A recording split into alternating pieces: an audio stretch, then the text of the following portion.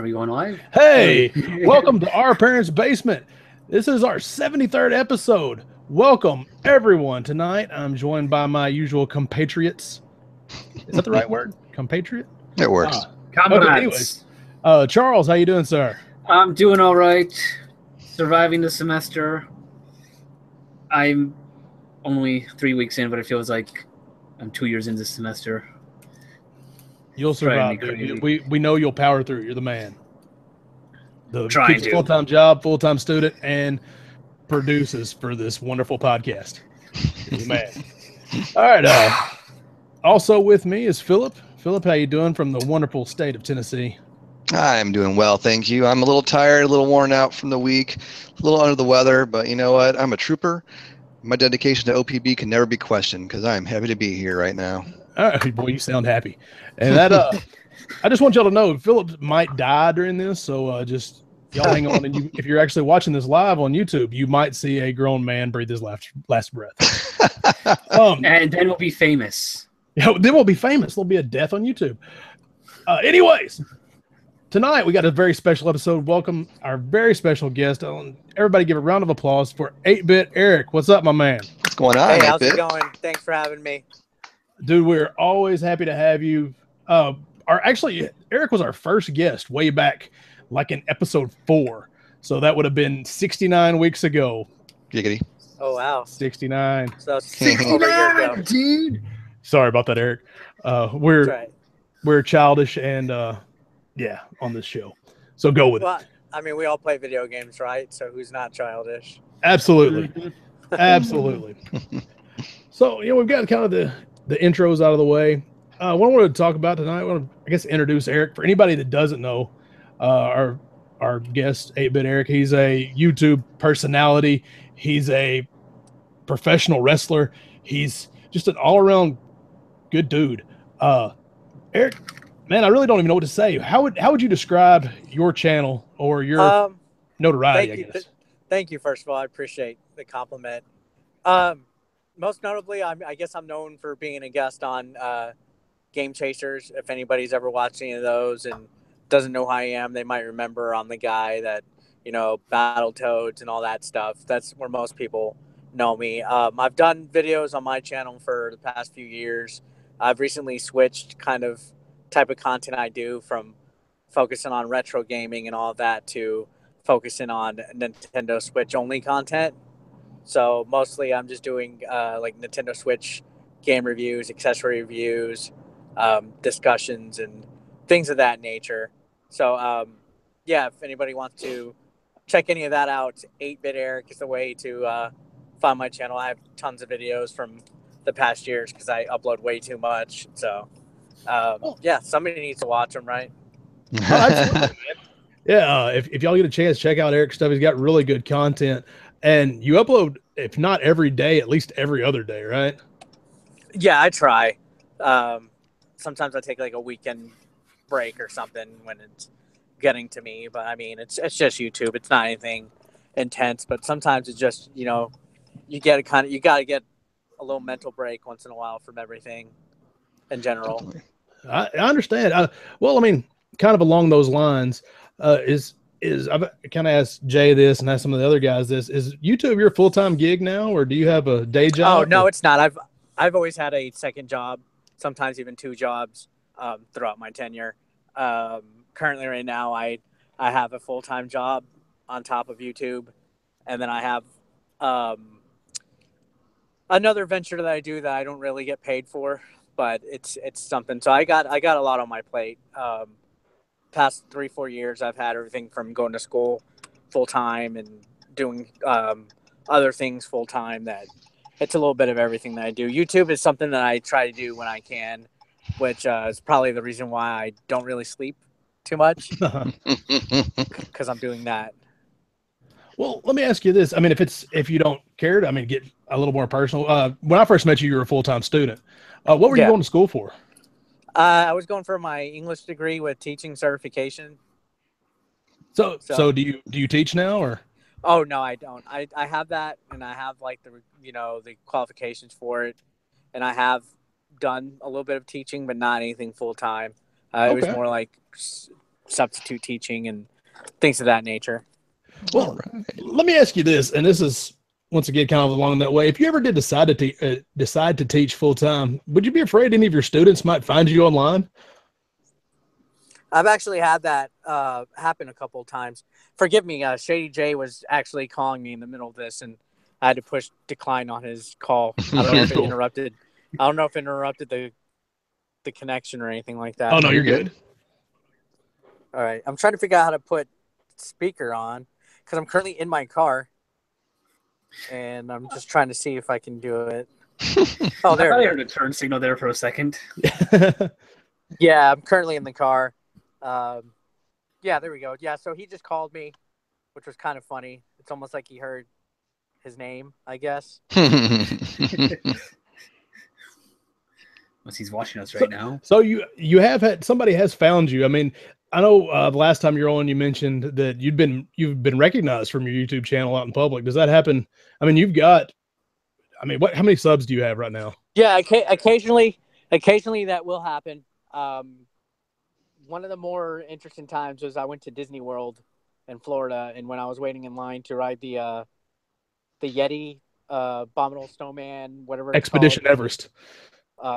Yeah, Expedition Everest. There was a guy there, and he was like, "Oh, are you Eben Eric?" And I said, "Yeah." And he said he was on vacation from the United Kingdom, so that was pretty interesting. That's crazy. Somebody from the UK happened to be in line right behind me at a roller coaster at Disney World. You know, that was pretty interesting. And then once in a while, when I go to a video game store in town, or if I go to the mall, or even like it's been a few times, but I've also gotten recognized from the wrestling too. So it's kind of, I don't want to sound jaded and stuff when I say that it's nothing new, but like I've had more people from the wrestling actually.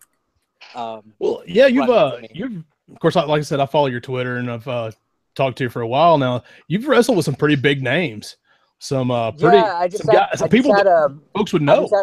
I just had a match with Joey Ryan. He's kind of a little bit of a notoriety recently because he did a dick spot in Japan where the guy, he flipped somebody over with his dick. Have y'all seen that? Nice. What? Yeah, there was a viral clip going around on Facebook where it was a Japanese wrestling match where the guy grabbed the guy's dick accidentally, and then the guy's dick flipped the guy over like a move. He grabs him by the junk, and then the dude's like, he's like hulking up, like ah, and then the guy like he flips over. He got a little bit of viral notoriety from that, and then he's also currently on Lucha Underground. He's been in TNA Impact. He's been on a few things. And then before that, I had a couple matches like with Hacksaw Jim Duggan. I've wrestled Viscera.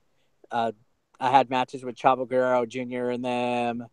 I can't even remember some of them. Rikishi. I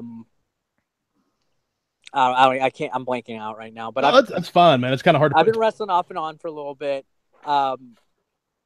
I'm not sure who I'm wrestling next, but there's a talent coming potentially at my home base in San Antonio. I help book for River City Wrestling, and we're bringing in a couple of big names a month or every show that we have. Depending on who I might get a match against somebody. I can't say anything right now, though.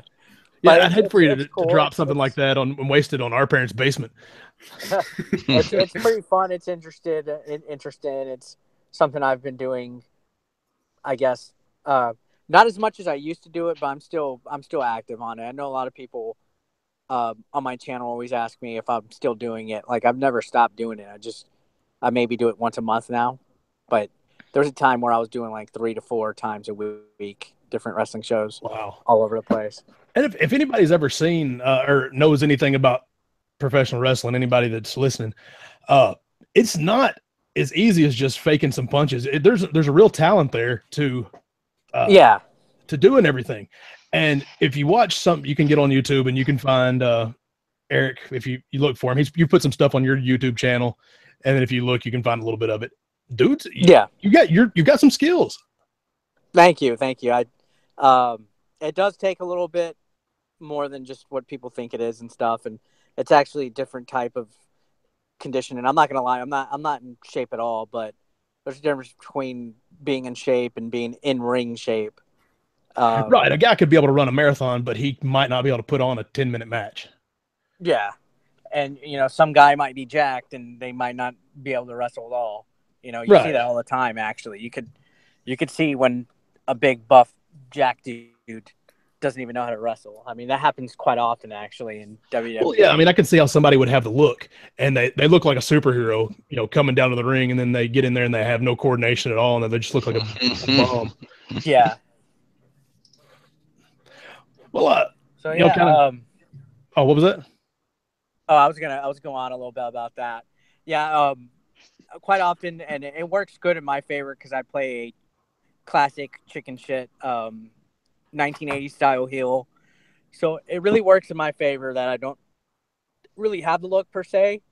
And then also I'm realistically, there's only so many spots nationally, just with WWE and then Japan and Ring of Honor. Not everybody's going to get in. If you figure there's at least 500 pro wrestlers in the United States, and that includes the indies, and there's only 75 spots in WWE, it's realistically not going to happen for everybody. So I basically just really do it for fun and for the out love of of the loyalty, game. out of loyalty for my friends, because we put these shows together and they do really well actually. We get at least anywhere from 200 to about 350 people at our shows. They work really good. I could get crowd reactions pretty easily, so it's real fun. And that's me. I have a podcast, or we have a podcast, and I'm on here mainly because I like to hear the sound of my own voice. So that's got to be a little bit of an ego trip. Everybody there's 350 butts in the seats looking at you. That's got to be pretty awesome. Yeah, it's pretty cool, especially when they want to, I guess, see me get my ass kicked. Sometimes that makes it really fun. Just from talking to you, I mean, you're a pretty articulate, pretty smart dude. I can see how you'd make a pretty good bad guy, especially like that. You said that 80s style bad guy where you might poke somebody in the eye or get a low blow when nobody's looking, Ric Flair style. But yeah, that's pretty much what it is. That's awesome. Eric, have you watched Glow yet on Netflix? A little bit of it. To be quite honest, I really did not like it. You didn't like it? Oh, I thought it was great because there was too much. There was too much. Like I'm not against. I'm not completely anti-drug, but there was just too much drugs and nothing that I felt represented the original Glow. Right. To me, it was kind of like if I was a member of Glow and I saw that, I would be pissed off. That's how I feel. Honestly, I didn't even know what the show was going to be about, what it was going to be like until I turned it on. I honestly thought they remade Glow for real, and it was a wrestling show with matches. I was excited, and then I turned it on and saw it was a fictional story based on it. So Glow was a thing. I've seen it on Netflix, but I've never watched it. Yeah. So Gorgeous Ladies of Wrestling. Yeah, it was an actual women wrestling company, and it was really popular because it had huge syndication. Every stereotype you can think of was personified into a character. So you had a Russian chick, you had a Chinese chick who was really smart, you had a British woman, and but they're all from the States. So they just portrayed these characters. It was well, yeah, so campy. That's how a lot of early '80s wrestling was, to be quite honest. Yeah, it was a cartoon.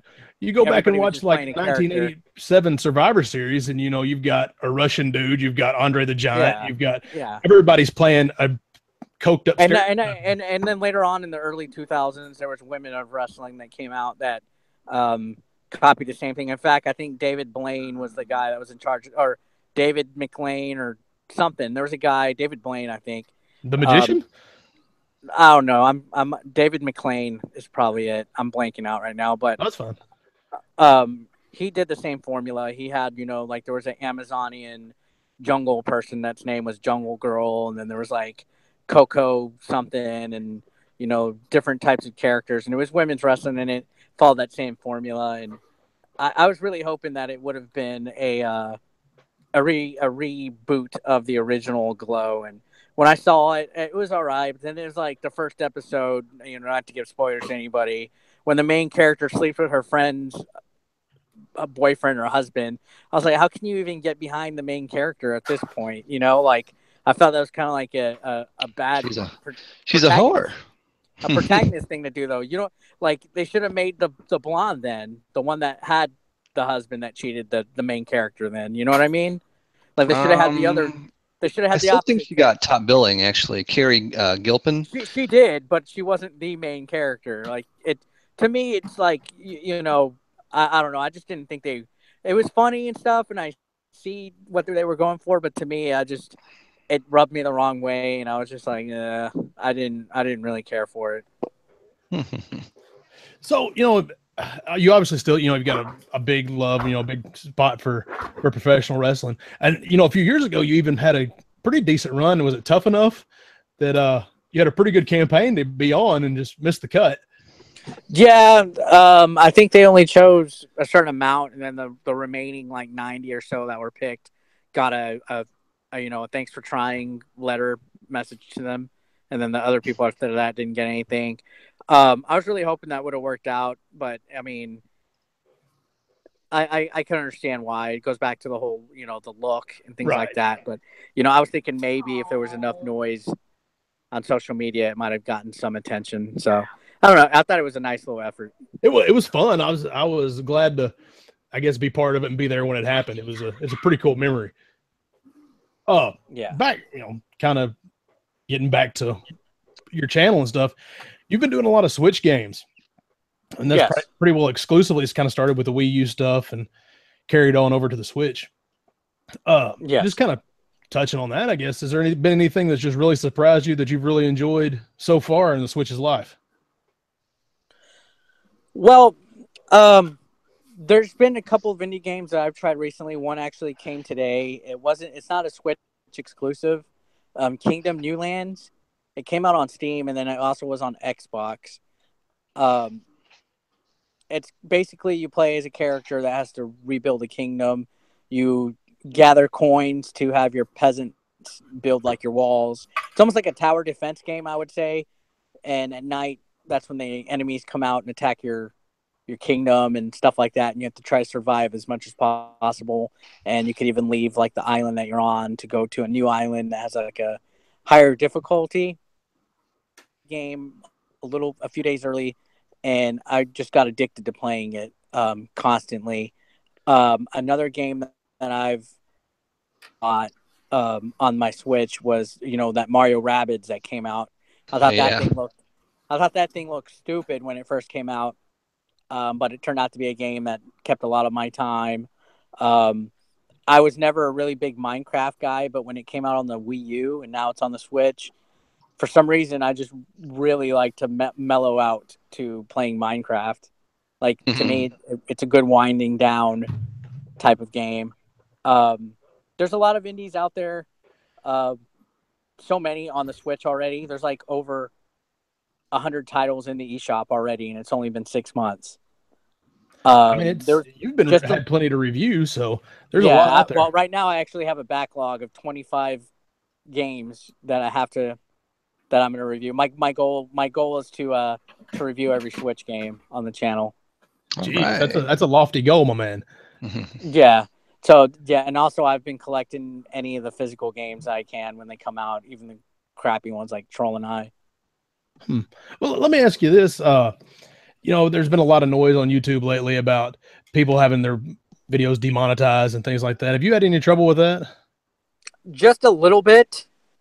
Not too much, not as bad as I've seen some people, but I've had a couple of issues where, like some of my uploads from the other day actually got put under review today. And it is frustrating, but honestly, you know, I wish I would be fine if there was a set, detailed protocol of like, here's why people are having trouble. Don't do this, don't do that. Because right now it's like a guessing game on what's allowed and what's not. So there's no real rhyme or reason right now. It's just you put something out there and hope for the best. And I think it's mostly, I guess, with whatever they're trying to do. Honestly, I think it's a mess, but you know, what can you do, right? You either adapt or you don't. Right. You adapt or die, just like anything else.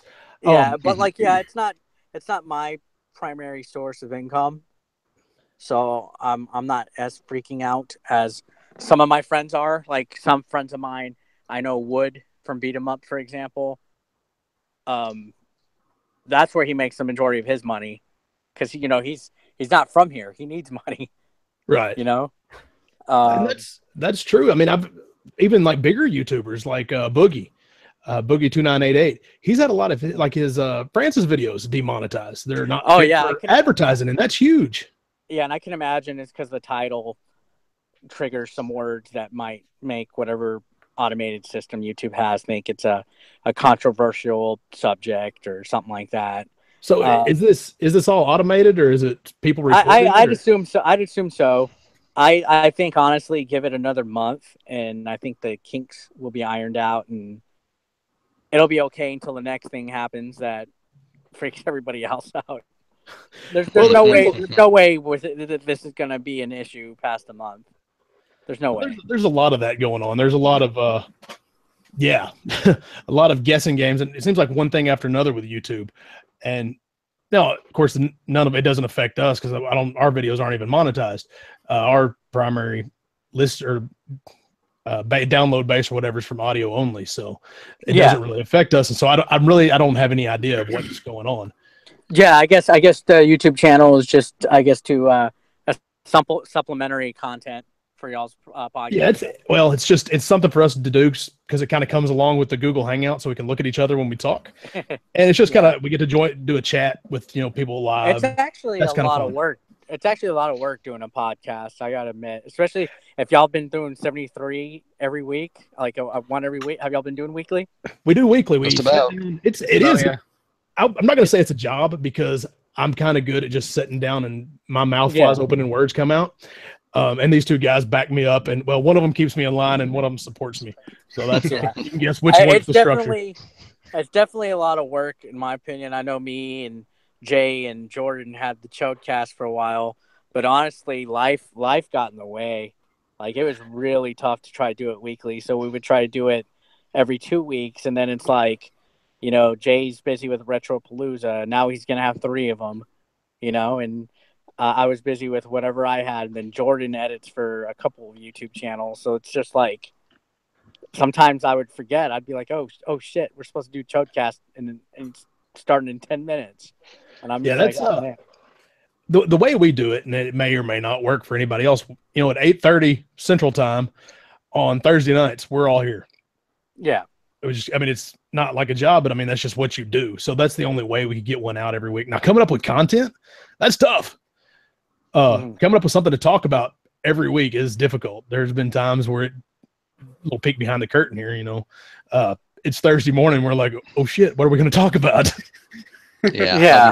I'll forget that. Oh wait, we have a podcast today and we don't have any ideas. So sometimes it's Thursday night at 8:25 and like, well, we've all got lives. I've got my kid, we all have full-time jobs. Charles has got a full-time job and a full-time student and a producer. So it's things, just life gets in the way. But it's just, I guess, just like any YouTube channel, it's a hobby, but it takes a lot of time. It takes a lot of effort, and hopefully somebody appreciates it. Oh yeah. It's amazing how many people I didn't think like I'm like, nobody listens to Chodecast anyway, but then I'll get people asking about it, and it's having something like a podcast. Quite oftentimes, a lot of people consciously will listen to you without you knowing. Maybe it's something that somebody's listening to at work, or like somebody could have this open right now if they do like the night shift at their job or whatever. And, well, I've had guys today I was talking to Ross Boss. Ross. I was talking to him. I was like, stop by our booth at Retropalooza. I'm going to try to get the laptop set up so we can do mobile interviews. I don't know how it's going to work because it doesn't do 2 microphones very well, but that's a different story. He's like, "Oh, really? I subscribe to you guys." Wow, that's wow, nice. That's cool. I actually eat wings with Ross quite often on Wednesday nights here. Ross is the man. He's a very, very likable dude. Yeah, I think he's gonna have his own little booth at Retropalooza this year with virtual reality. He's big into the PSVR, the Ross Boss experience. He's gonna be giving people little, I guess, VR experiences at Retropalooza. That's kind of the next thing I wanted to talk about. That's why one of the big reasons I wanted to have you on. I'm going to try to get a guest on all month for leading up to Retropalooza, and it's honestly one of my favorite weekends of the year. Oh yeah, definitely. It's such a cool convention. I've been to a handful of conventions, and this is my favorite one because it's big enough that there's a lot going on, but it's small enough that you know everybody. Yeah. And if you don't know everybody, you will before you leave. Less than 3 weeks away. 3 weeks away. Less than that. I can't believe how soon it's going to be. It's crazy. It's almost be 3 weeks from this coming Saturday, I believe. Yeah, crunch time. Yeah, 3 weeks. So yeah, it's I'm sure Jay's sweating his business off right now. Oh yeah, he's very hard to get a hold of right now. I tried. I called him way earlier, and just now he was calling me. So I don't even remember what I called him for. I think it was to tell him something about the Dallas Cowboys. So I saw you on the Face World. You're a Cowboys fan, right? Yes. So how are you feeling this year? A little nervous, not gonna lie. I'm a little nervous just because people have had a chance to scout Dak and Zeke. I think one benefit that we had was that nobody knew how they play last season. This season, everybody's studying both of them. Let's I don't think personally, I don't think Des Bryant has performed good in about 3 seasons. Now let's go ahead and say, yeah, maybe he was injured for about 2. I guess he wasn't 100%, but I just think he. I don't know. I don't think Des Bryant has been performing as good as he has. Zeke, I'm glad he's okay for now. I think he crushed it. He didn't make any touchdowns last week, but I think he's brutal. The thing I like about Zeke is that he's not afraid to get hit. Zeke will knock you and gain 5 more yards after knocking into you. That's what I like about him. So that's hard nosed, man. That's old school. Yeah, and Dak, I think Dak has his head in the game. He's as focused I've ever seen anybody. I think we're playing the Broncos this week. Man, good luck to the Cowboys, the Dallas Cowboys. Anybody that probably a lot of people listen to this don't pay attention to football. Yeah. I'd be amazed anytime I run into somebody. It's kind of like when you're talking to fellow gamers, who pays attention to sports or not. I used to not be as into it, but once I started doing fantasy league and playing and talking to other people about it, it became pretty addictive. It's almost like a game in itself when you're doing fantasy. Yeah, fantasy is like Dungeons and Dragons with football. It'll get a nerd involved in sports. Yeah, and it's like I know at Retropalooza every year now I'm constantly refreshing, and it makes me mad because Retropalooza always falls during a Cowboys game. That this Sunday it's going to be the Packers versus Cowboys right across the freaking road at the AT&T Stadium. And I was telling Jay, I'm like, dude, if I can get tickets to it, I'm leaving Retropalooza early on Sunday. I'm leaving by 2:00. All right. Well, anybody, like I said, y'all are listening. The Dallas Cowboy fans think that they're like the Cubs fans. Every year is their year. Oh yeah. But I mean, in all honesty, that's everybody with their team. That's true. I'm an Arkansas Razorbacks fan. So every year is our year, but we have a horrible coach and we don't score in the second half at all. So this isn't our year. Until we get rid of old Bert, we're stuck. Yeah, sometimes that's all that needs to be changed is coaching. Well, we don't ever make halftime adjustments, or I guess it's not we. I didn't even go to Arkansas. No, I always call Dallas Cowboys we also when I'm talking. I'm like, well, what we need to do is we need to make sure we, put this guy in and, rotate this and move this guy. And on this, we need to make sure we stop this and watch out. Eli Manning likes to do this. And like, I talk to it like in third person too. It's that's a sports thing. It just you do that like you're part of it. Like I have part of the decision with what the Razorbacks do, but I'm not part of the Razorback Foundation. And I don't give them any money. I wish I was a board member of the Dallas Cowboys or something. Well, Mr. Jones would tell you to sit down and shut up if you were. I mean, his sons are pretty heavily involved, so He tells them to sit down and shut up. I'm sure he's the boss, and everybody knows it. It's like yeah. What's it on what? Rush Reload guys, Jeremy, fighter pilot. He's a minority owner of the Packers. Probably owns like a share. Yeah, you know how the Packers are publicly owned, right? A guy I did not know that. They are. They're How much publicly are shares? owned. I'll buy a share. So a member of the Retro Reload podcast, some guys that we know, he is actually a minority shareholder in the Green Bay Packers. I did not know that. It's pretty awesome. It's the only team that's privately owned. How many shares do you think I can get for $100? Probably like a quarter of one. I don't have any idea. I'm just pulling a number out of them. I don't want to buy any shares of the Packers. It's still pretty cool. Do I get like a little certificate or something? Yeah, you get a certificate. You got something to hang on the wall. Probably get a keychain too. I'd be like, yo, look you at get this. a beer koozie. I have a minority stake in the Green Bay Packers. Hey, those cheeseheads love their beer koozies. They do.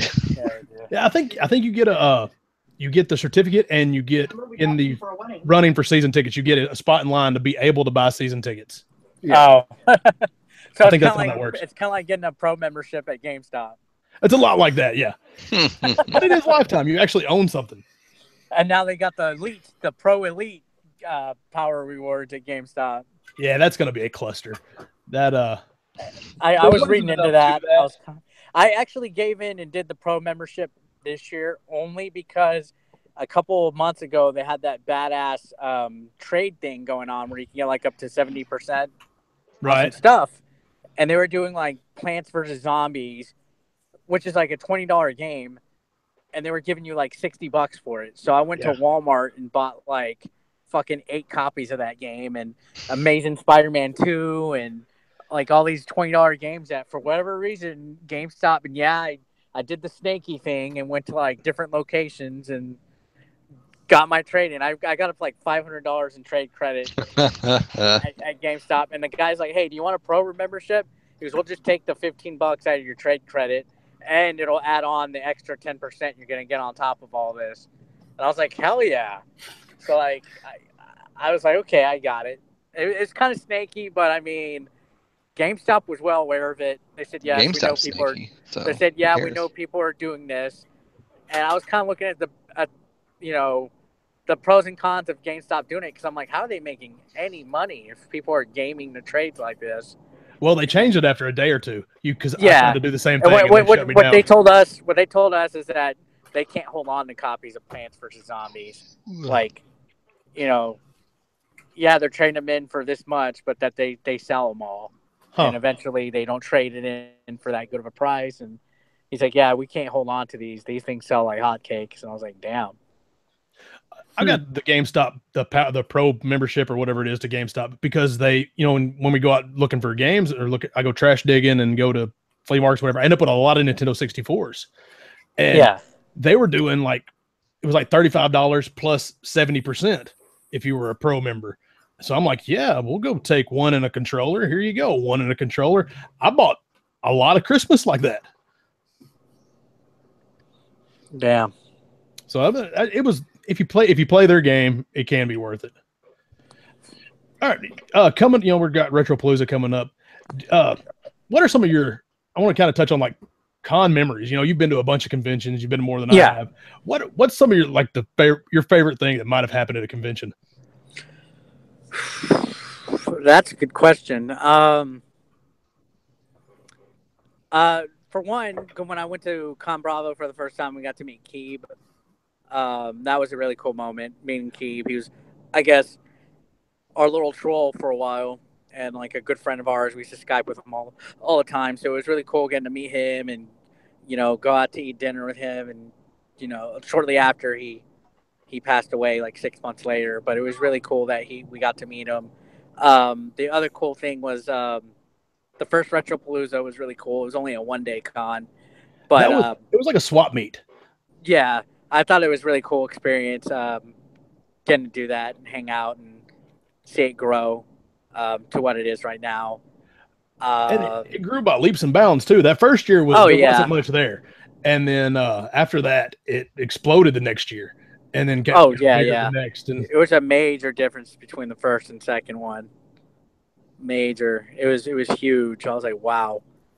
Well, it was kind of like you could see, like Billy, or I guess maybe Billy had more of a hand in the first one, but Jay he was like looking around, going, "Yeah, I can do this."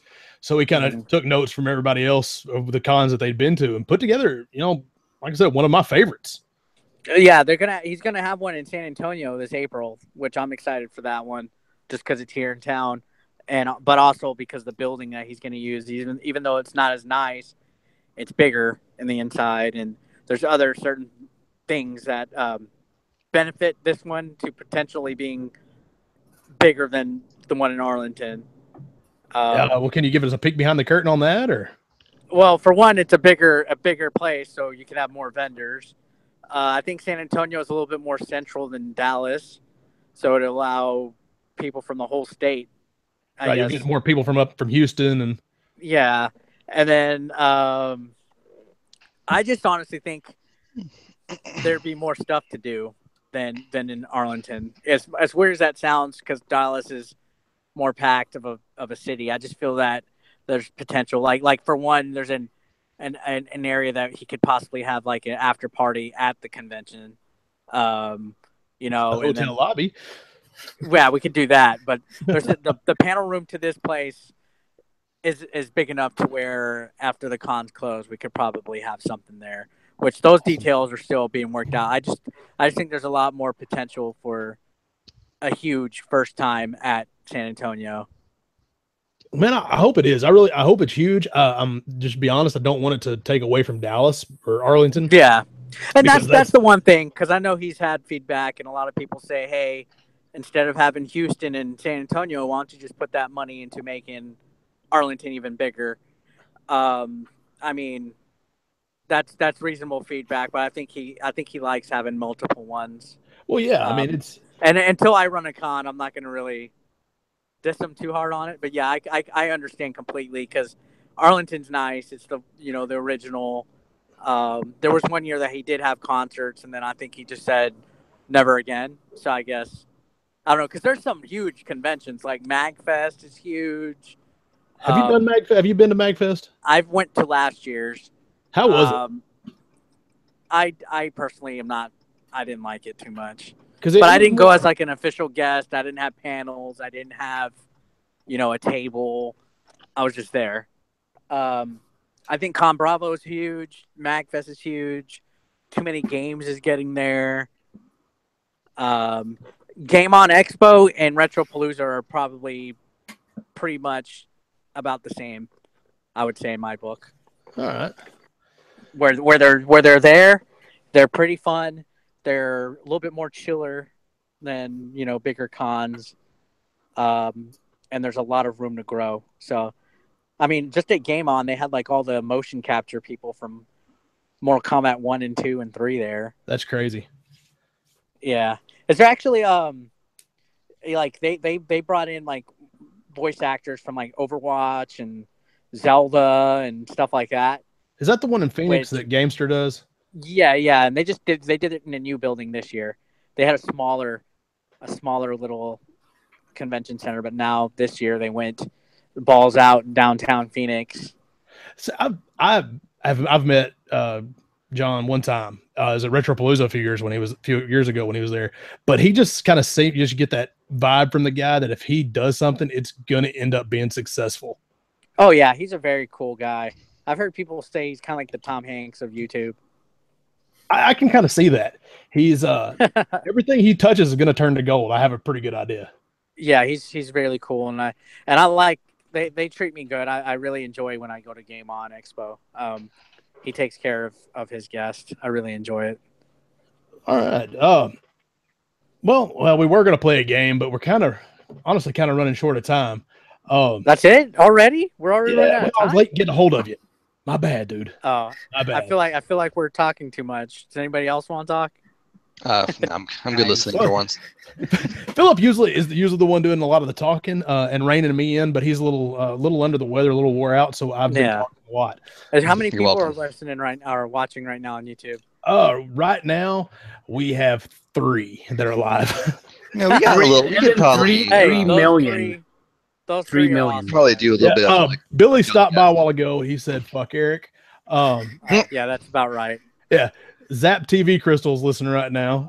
Okay, yeah, she actually just started visiting my channel recently, and I think she's a recent subscriber. So yeah, if she can hear me, what's up? Hey, awesome! I'm glad you brought her this way. Yeah, because like I said, I really enjoy having you on, Eric. You're always a cool dude to hang out with, and I appreciate you stopping by. I appreciate you coming on anytime. If you ever get bored on a Thursday night, you're welcome to come by. okay, yeah.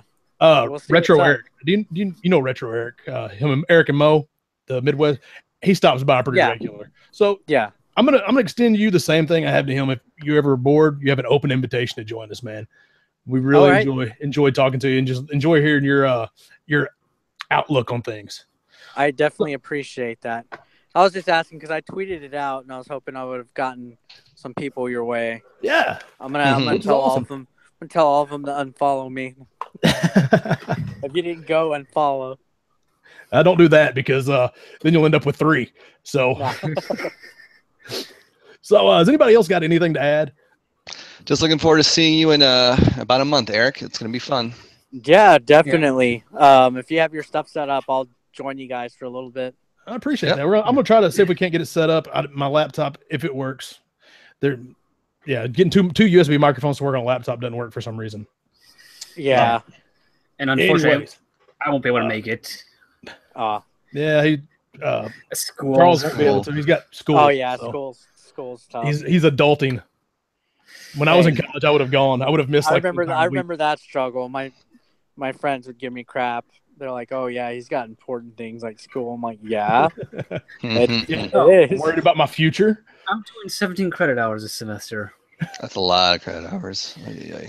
Pre-calc, basic chem, English 102, Japanese 101. Just knock them out. Trying to.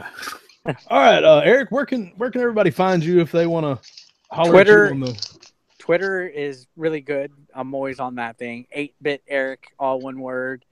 Facebook, 8-bit Eric, you'll find it. Instagram, 8-bit Eric. YouTube, 8-bit Eric. Very easy to get a hold of on Twitter. Twitter's probably the best way to reach me if you wanted to ask me something. I just add you on Facebook, by the way. We're gonna be friends now. Appreciate that. All right, guys. I guess if that's all we have, we'll wrap this thing up. If you enjoyed this episode of Our Parents' Basement, there's plenty more. There's actually 72 other episodes right over there. You can watch the video of this. You can watch all of our lovely mugs do what we do every week. But the real good stuff of this is the audio only version of this podcast. You can download it to your mobile device, just a little iDevice, and you can take it with you anywhere you want to go. That's Our Parents' Basement on iTunes, Stitcher, Google Play, iHeartRadio, whatever else you think you might want to listen to. There's no excuse to not listen to it. That's right. Thank you. And we have a good time doing this. I hope y'all have half as good a time listening to it. If you did, you'll be hooked because we love this. If you want to get in touch with us, it's at OPB Podcast on Twitter, Facebook.com/OPB Podcast, at OPB Podcast on Instagram. We'd love to hear from y'all. Enjoy all the feedback. Just hit us up anytime and be sure to subscribe to us on iTunes or whatever so you get all the episodes. So with that all said, Eric, thank you for joining us. It was a blast. Yes, thank you. And come back soon. Yeah. Y'all have a good night. I appreciate it. Yeah, man. Yes. I'm going to say, arrivederci, baby. Thanks.